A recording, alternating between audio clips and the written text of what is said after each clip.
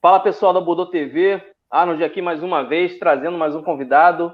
E hoje com vocês, professor Felipe Rangel. Felipe é da Escola de Taekwondo ITF e vai falar um pouco mais sobre a sua trajetória e dessa escola que é tão pouco popular no Brasil, mas que é bastante forte. Mas antes de eu passar a palavra para ele, gostaria de lembrar o pessoal para curtir o vídeo, né? Compartilhar com os outros amigos de vocês e se inscrever no canal para que o YouTube perceba a nossa presença e divulgue cada vez mais esse projeto que só tem a finalidade de propagar as artes marciais no Brasil, sejam elas populares ou nem tanto quanto o Taekwondo ITF é hoje em dia, mas com certeza vai vir a vez dele e vai chegar a mais pessoas, né? A gente está trabalhando para isso. Professor Felipe Rangel, muito obrigado mais uma vez por ter aceitado falar com a gente. E eu já começo logo perguntando como é que foi a sua trajetória nas artes marciais, como é que você iniciou a sua caminhada nas artes marciais. Por favor. Oi, Arnold. Primeiro eu quero lhe agradecer o convite de poder participar da Budô TV e poder falar um pouquinho da minha história e um pouquinho da minha arte, que é o Taekwondo ITF. Bem, eu em 1985, com 8 anos de idade, na academia da minha mãe, em Copacabana, eu gostava muito de luta, né? E minha mãe vendo essa vontade, enfim, de eu fazer uma arte marcial, ela pensou em colocar no Kung Fu, que tinha no próprio prédio da academia. E eu me lembro muito bem, eu estava brincando na recepção da academia, entrou um senhor argentino, né, chamado Raul Sanches, conversou com ela que estava trazendo um taekwondo diferente, um taekwondo que as pessoas não conheciam, mas que era um taekwondo... explicou para minha mãe é professora de educação física, gostou da ideia e falou assim, tá, beleza, faz uma aula experimental aqui na segunda-feira, não me lembro obviamente o dia, mas ele fez uma aula com 2 ou 3 alunos na época, eu assisti e fiquei apaixonado. E falei para minha mãe, olha, quero fazer isso. E a gente não tinha um conhecimento, minha mãe não tinha um conhecimento tanto de arte marcial, e ele começou, e eu comecei exatamente no dia seguinte. Eu comecei em 2 de outubro de 1985, tá?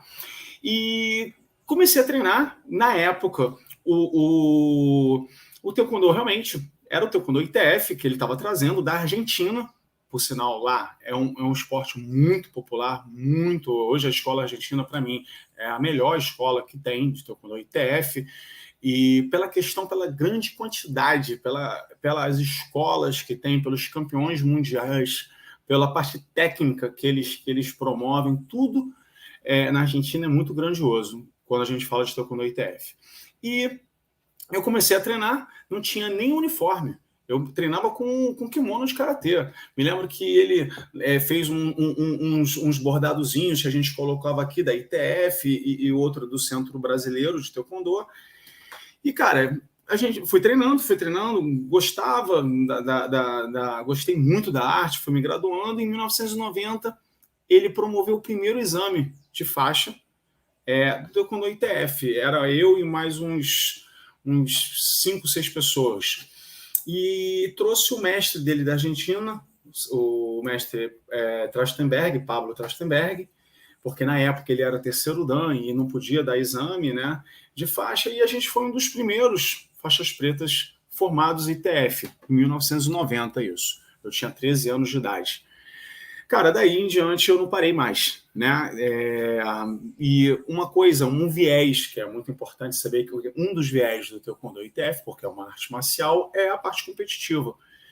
E eu comecei a competir. Vi uma competição em 89, de exibição, que ele trouxe uma equipe italiana para cá, para fazer. E daí em diante, cara, eu falei, pô, eu quero ser campeão do mundo, eu quero competir os campeonatos, enfim. E em 1990 eu comecei finalzinho de 90 já teve a nossa primeira competição, a gente conseguiu juntar, eu obviamente fiz com o pessoal da academia, porque não tinha muita gente agregada, né? E me saí bem, e aos poucos ele foi crescendo do Rio de Janeiro, de Copacabana, na academia da minha mãe, e foi expandindo o taekwondo. Então, assim, eu vejo o mestre Raul Sanches, hoje nono dan, né, Sassonin, Raul Sanches, ele, o grão-mestre, né, ele foi a pessoa que conseguiu verdadeiramente introduzir o Taekwondo ITF no Brasil. Bom, eu continuei as competições. Hoje eu sou faixa preta quinto dan, eu participei de 7, 8 mundiais e pan-americanos, sul-americanos, tenho alguns títulos nacionais, títulos internacionais e, cara, o que você precisar e querer entender sobre o Taekwondo ITF, eu vou tentar me esforçar para te esclarecer. Pô, bacana, Felipe. Então, desde a tua primeira jornada no Taekwondo ou no arte marcial foi direto no ITF, então? Direto. Direto. Pô, bacana, legal. Mas então, conta pra gente o que é exatamente o Taekwondo ITF? Qual é a diferença dele, vamos chamar assim, do Taekwondo Olímpico? Que ramo, que caminho que ele seguiu? Me conta um pouquinho da história. Então, o Taekwondo, na verdade, ele chegou no Brasil em 70, que foram Sammy Cho e Vu Ali. Eles foram mandados pelo General Choi, né? Um se estabeleceu em São Paulo, outro se estabeleceu no Rio, e o Taekwondo ele começou a crescer, a florescer daí. Depois de 1974, se eu não me engano, 74, feita a WTF, o Taekwondo ele começou a ter uma proporção, no caso, o olímpico, né, o WTF, né, no caso, ele começou a ter uma divulgação, acredito, maior pela questão do próprio governo ter abraçado a WTF, o governo coreano ter abraçado a WTF, ter divulgado, ter feito algumas pressões para alguns professores, de repente, mudar de estilo. E isso ocorreu muito no Brasil, porque a WTF até então tomou conta, né? O estilo, provavelmente o pessoal de 70 começou a treinando Rians, né? Eu cheguei a treinar Rian quando o mestre Raul chegou aqui, depois a gente mudou para Tools. E aí passaram para os Punseis, enfim. Com o mestre Raul retornando com o Taekwondo ITF, isso na década de 80, né?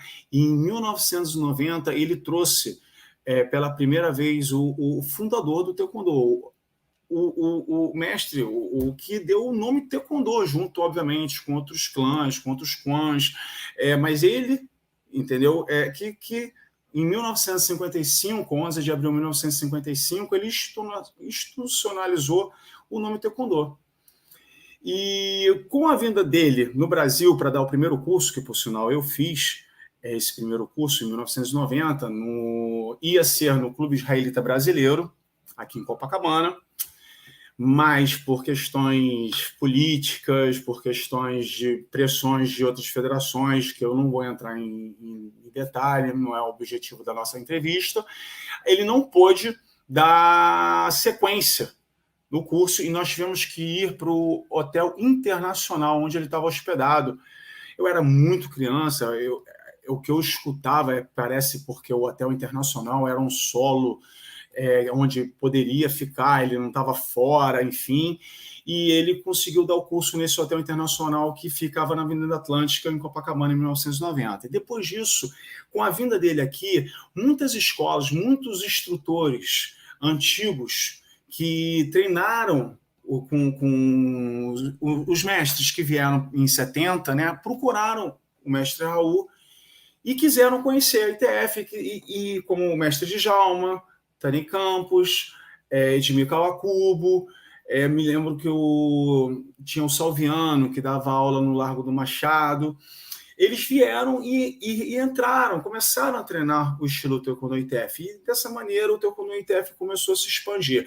E em 1994, já na Escola Superior de Guerra, na URCA, houve o segundo curso, que eu também participei, e aí, daí, o Taekwondo ITF começou realmente a se firmar, né? Junto ao mestre Raul, a federação também, a primeira federação que, se eu não me engano, foi a FETESP, que foi a federação do Taekwondo do estado de São Paulo, e Daí, em si, a gente começou a divulgar o Taekwondo, começamos a crescer através das revistas na época que era a Kiai, então começamos a divulgar, fazer divulgação na revista Kiai. Tinham outros veículos de comunicação, obviamente não tinha o Facebook. E, cara, foi difícil, porque a WTF era muito forte. É muito forte ainda no Brasil. Né? E tinha o Mestre Kim no Rio de Janeiro. Tinham escolas muito fortes onde a gente estudava, entendeu? Então, muitas coisas foram criadas na época que não tinham uma disseminação de comunicação tão grande quanto a gente tem hoje, entendeu? Então, muita coisa foi falada, que eu era um taekwondo clandestino, depois um taekwondo violento, e o taekwondo ITF nada mais é do que um taekwondo que faz os rians que passaram para tools, né, que são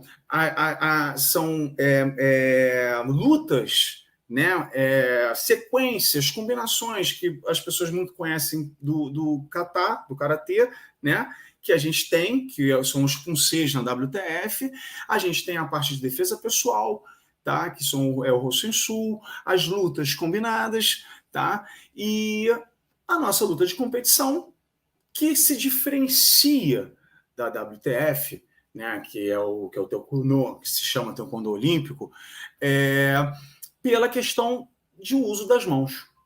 Então, no nosso taekwondo, tá, é permitido o trabalho de soco no rosto, tá? Nós utilizamos luvas, utilizamos protetor de pé, que são as botas, né, o protetor inguinal, bucal, e isso. E nós não utilizamos, no caso, o protetor de tórax, e o capacete foi introduzido recentemente no taekwondo ITF.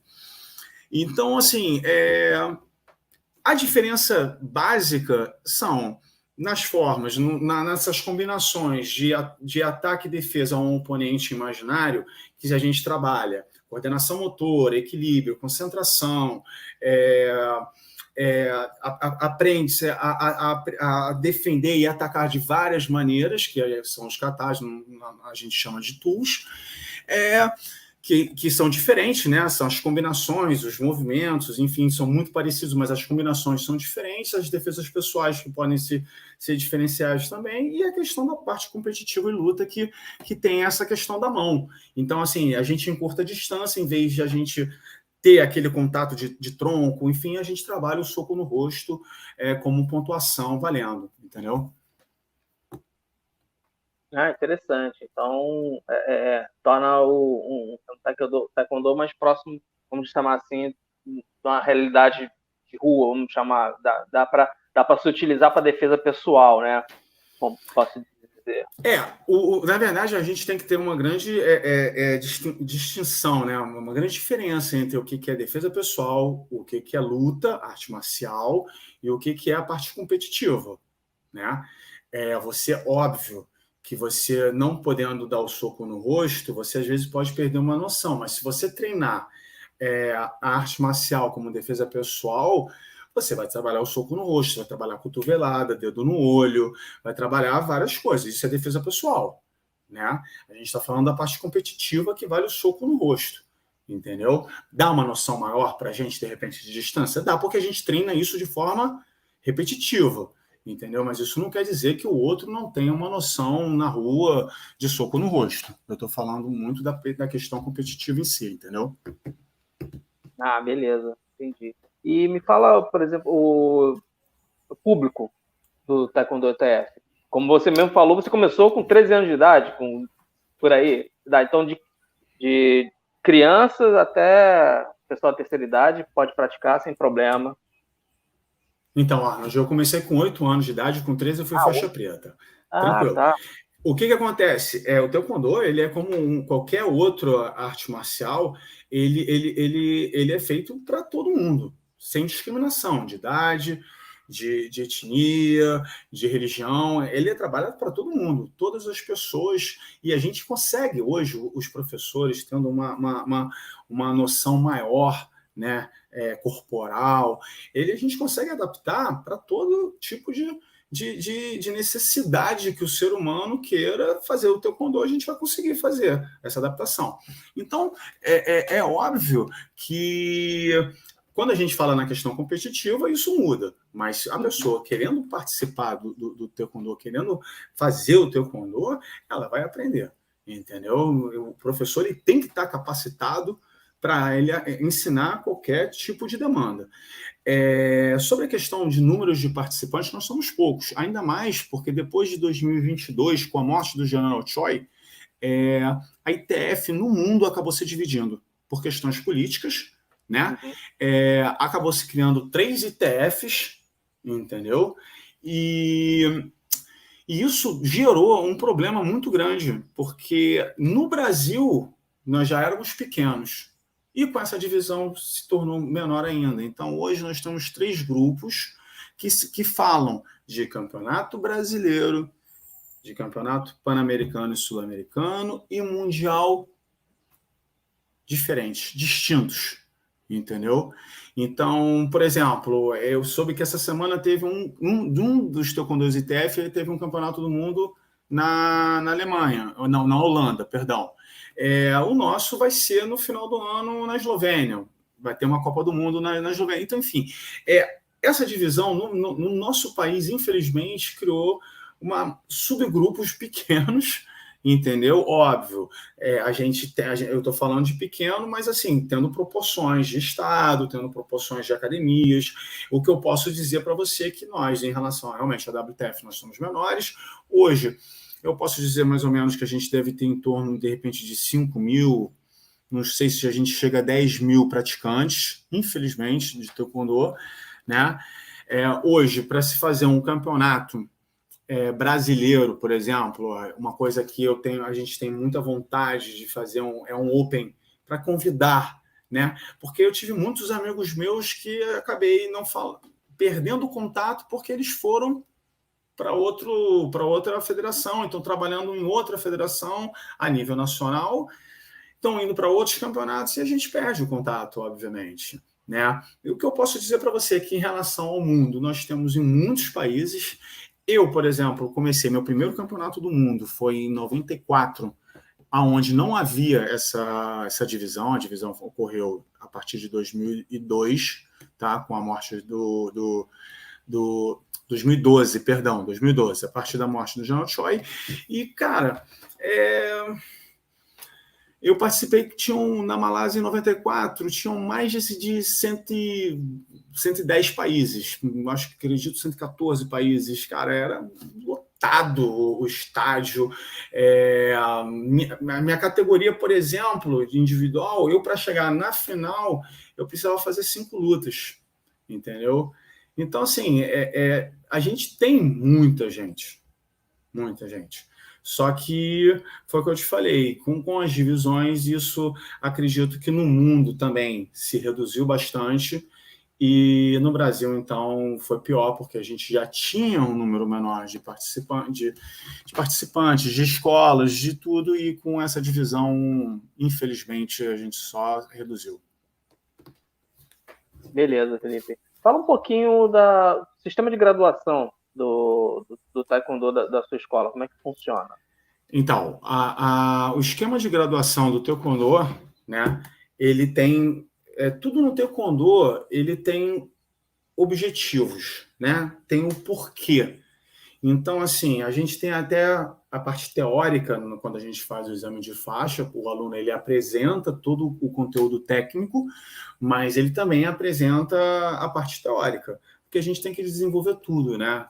No nosso praticante, não somente a parte física, mas a parte intelectual, a parte mental, a parte cognitiva e até, por que não, a espiritual, né? Então, assim, as faixas são branca, amarela, verde, azul, vermelha e preta. E entre elas nós temos as pontas. Então, entre a branca e a amarela, branca ponta amarela, entre a amarela e a verde, amarela ponta verde, e aí até a vermelha ponta preta, preta. E aí, quando a pessoa faz exame para a faixa preta, já é primeiro dan. E aí a gente tem os dans, né? A nossa graduação máxima é 9º dan. É muito engraçado, porque quando eu fiz em 90 um exame para o exame, não, o curso com o General Choi, eu perguntei para ele por que ele colocou como a graduação máxima o nono Dan. E aí ele me chamou na mesa, ele estava sentado, né? Foi aquele final de curso onde abre as perguntas para a gente fazer. Eu era pequeno, ele me chamou na mesa e ele me lembro de ele ter colocado num papel em branco de 0 a 9. Aí ele perguntou para mim, qual é o maior número? Aí eu apontei um 9. Aí ele falou, tá respondida a sua pergunta. E é porque é o maior numeral, né? O número 9 é o maior numeral, e por causa disso. E a gente tem também significados na faixa de por que é branca, amarela, verde. Para ser bem rápido e sucinto, branca é inocência, né? Quer dizer, pureza. Quando a pessoa entra na arte marcial, ela não conhece, ela não tem esse conhecimento. Amarela, terra, onde a gente monta toda uma estrutura para fazer florescer, por exemplo, a árvore, a planta, né? Por isso que é verde. Azul, porque essa verde está crescendo, está se desenvolvendo e está indo para o céu, o azul. Vermelho, porque é a cor de perigo. É a necessidade da pessoa, por exemplo, quando você for treinar com vermelho, é aquela cor que te chama a atenção, que te mostra o perigo, que o cara está treinando firme para quê? Para pegar a faixa preta. E preta é o oposto da branca, né? É toda aquela maturidade, todo aquele conhecimento adquirido que por mérito a pessoa ganha a faixa preta. Então tem um significado, tem um porquê. Então a gente trabalha muito isso com os nossos alunos, não jogar conhecimento à toa, e sim explicar tudo o porquê. E a gente tem enciclopédia, poxa, o Taekwondo deve ter uma enciclopédia de 15 volumes, eu não vou mentir que pode ser mais. Eu não tenho essa enciclopédia, eu tenho o condensado dessa enciclopédia, né, que é o resumo dela, mas é uma enciclopédia bem grande. Me lembro que na época da Barça era mais ou menos o tamanho da enciclopédia do Taekwondo. Eu peguei essa época da Barça e entregando a idade, antes dos multimídia. Mas me fala uma coisa, como é que foi o teu período de atleta? Aquele período de iniciando as competições, indo para a competição, até vou me atrever a perguntar, se aposentou das competições como atleta? Sim. Então, eu comecei, como eu lhe falei, em 1990, né? Cara, hoje eu acabei chegando a perder um pouquinho as contas, tá? Mas eu já fiz mais de 300 poucas lutas. Na época, quando eu perdi as contas, eu estava em 280, em alguma coisa, mas eu fiz bastante tempo. Graças a Deus, eu competi o que eu tinha que competir. Como eu passei para você um currículo, eu fui 15 vezes campeão nacional, eu sou bicampeão pan-americano, eu sou campeão sul-americano, eu fui duas vezes terceiro lugar no Campeonato do Mundo individual, eu fui duas vezes terceiro em equipe, em mundial, eu fui vice-campeão mundial em técnica especial, fui campeão pan-americano individual em técnica especial. Eu me dediquei ao esporte. Infelizmente, não fui campeão do mundo, mas isso para mim faz parte, são coisas que acontecem, porque nós, atletas brasileiros, ainda mais de um esporte amador, a gente tem que vencer muitas batalhas para chegar no campeonato do mundo. Eu não quero ser piegas, né? A gente sabe o país que a gente vive, a gente sabe qual é a dificuldade de um atleta para participar de um campeonato, ainda mais de um campeonato do mundo. Eu participei de seletivas duríssimas, entendeu? Porque na minha época eu só podia ir um por categoria. Hoje, infelizmente, às vezes não tem ninguém na categoria, escolhe quem tem condições financeiras de ir, entendeu? Na minha época, não. Na minha época, eu lutei com grandes lutadores para poder chegar no Mundial e representar o Brasil. Arnold, vou ser bem sincero para você, eu só me frustro por não ter tido mais estrutura para treinar, porque eu tinha que dividir, muitas vezes com o trabalho, muitas vezes com o estudo e ainda treinar. Mas mesmo assim, graças a Deus, em todos os campeonatos, seja ele o título que fosse, eu me preparei Isso, para mim, foi a minha grande vitória. Por isso que eu não me preocupo muito com título, não me preocupo muito com se eu fui campeão do mundo, se eu não fui. Para mim, isso não me interessa.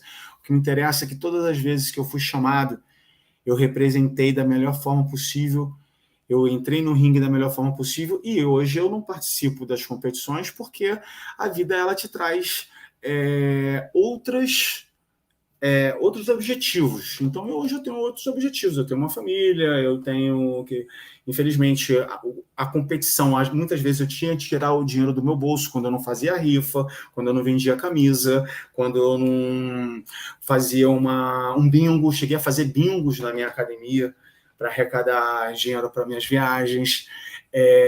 Patrocínios muito pouco. Patrocínios eram pessoas próximas que me conheciam, que viam o nosso trabalho, que tinham um mercado, que tinham uma coisa, aí falava assim, pô, vou te ajudar nisso, vou te ajudar naquilo, e aí patrocinava. Mas assim, nunca tive um dia que eu acordasse e falasse assim, olha, hoje eu só vou treinar. Não tinha. Era sempre uma preocupação, tinha coisa para fazer, tinha isso, aquilo, e aí realmente essa é a maior frustração que eu levo da minha época de competidor.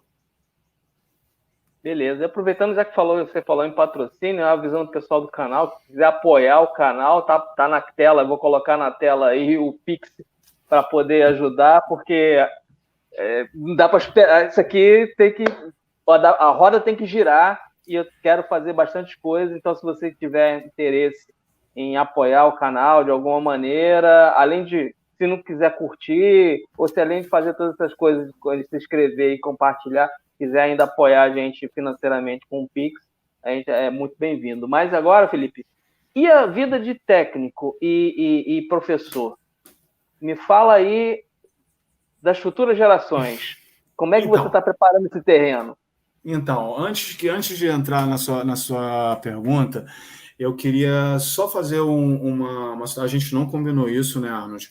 E eu queria, para todos que estão vendo o nosso canal, eu quero dizer que todo mundo sabe da transformação do esporte na vida das crianças, dos adolescentes, de todo.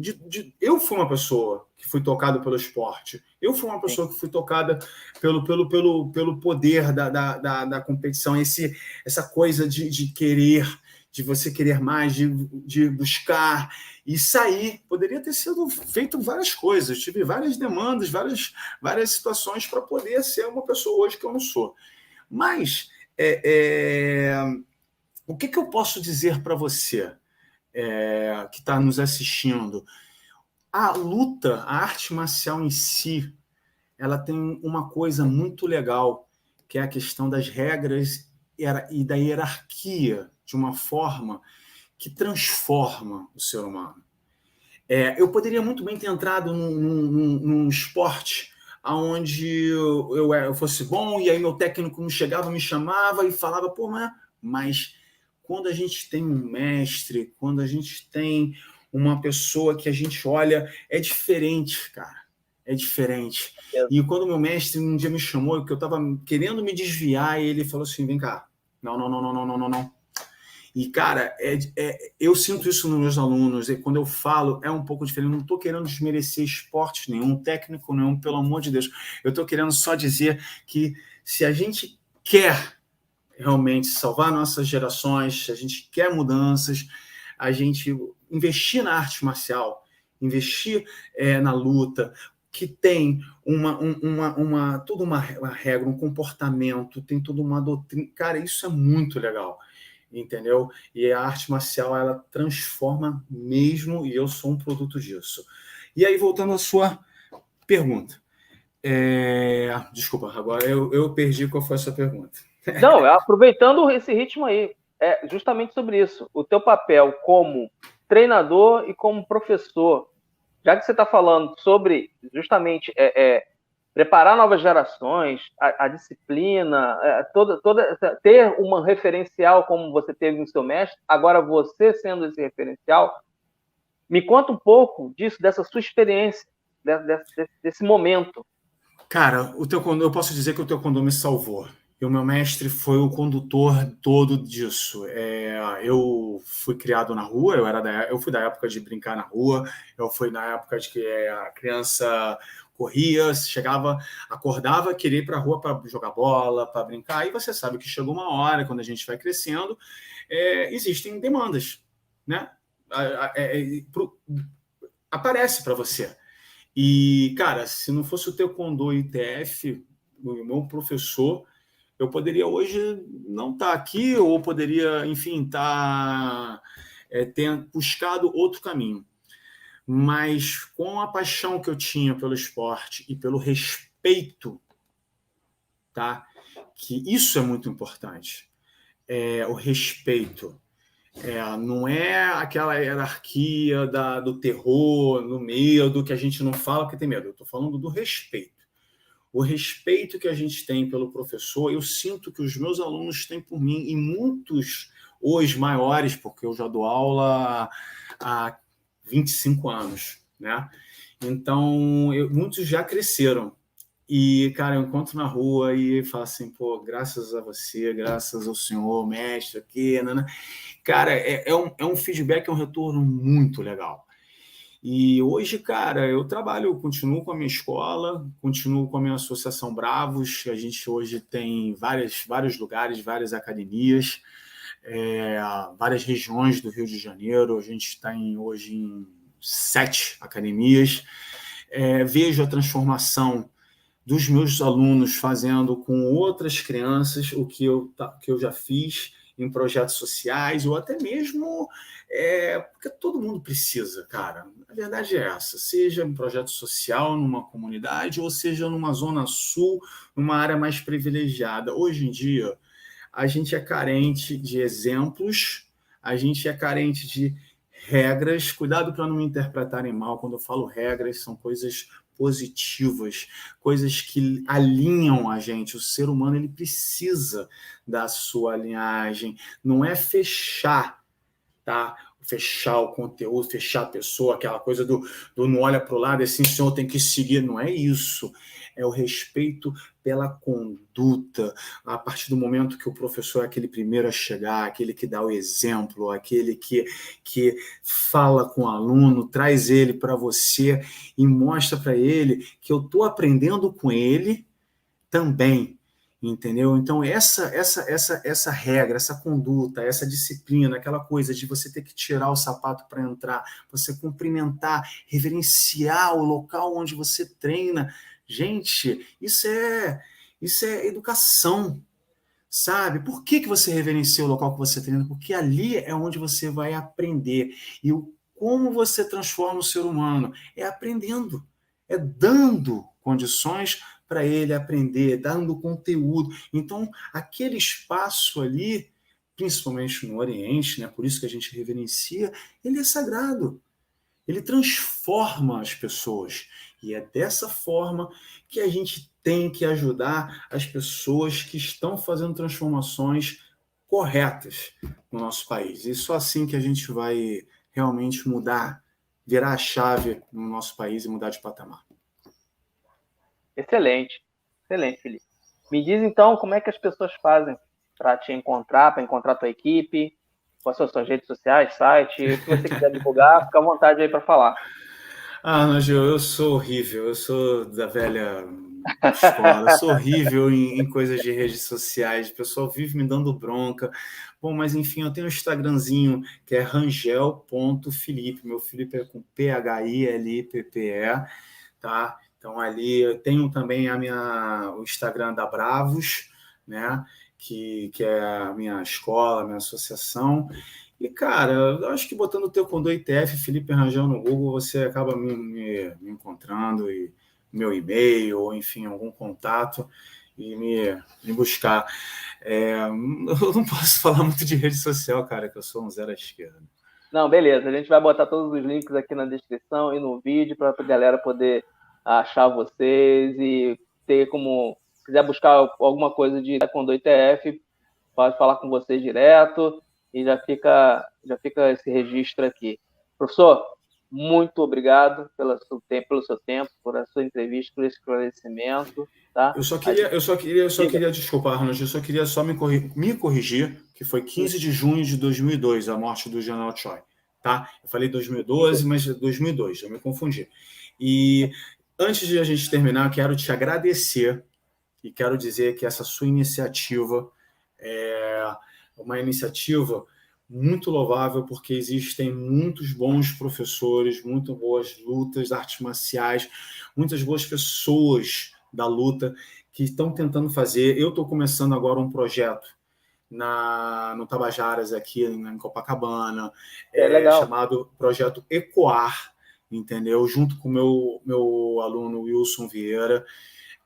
A gente vai começar exatamente semana que vem, terças e quintas, vamos começar com terças e quintas. Então, todo mundo do Morro dos Cabritos, ali da Ladeira dos Tabajaras, está convidado lá no SEMASE. A gente vai começar um projeto lá social. E as pessoas que apoiam, como você está apoiando, são pessoas nobres e que merecem todo o meu respeito, e eu tenho que lhe agradecer pelo convite mais uma vez. Pô, muito obrigado, professor. As portas estão abertas. Se quiser divulgar qualquer coisa, é só falar com a gente. A gente até pinta lá, faz uma gravação, mostra o pessoal treinando, o que for necessário, tá? Muito obrigado novamente, professor. Boa sorte nos projetos, boa sorte com a equipe, entendeu? Vamos botar esse Taekwondo ITF para cima aí no Brasil, que ele possa florir e expandir cada vez mais. Falou? Obrigado, pessoal. Um abraço. Até a próxima. Tchau, tchau. Tchau.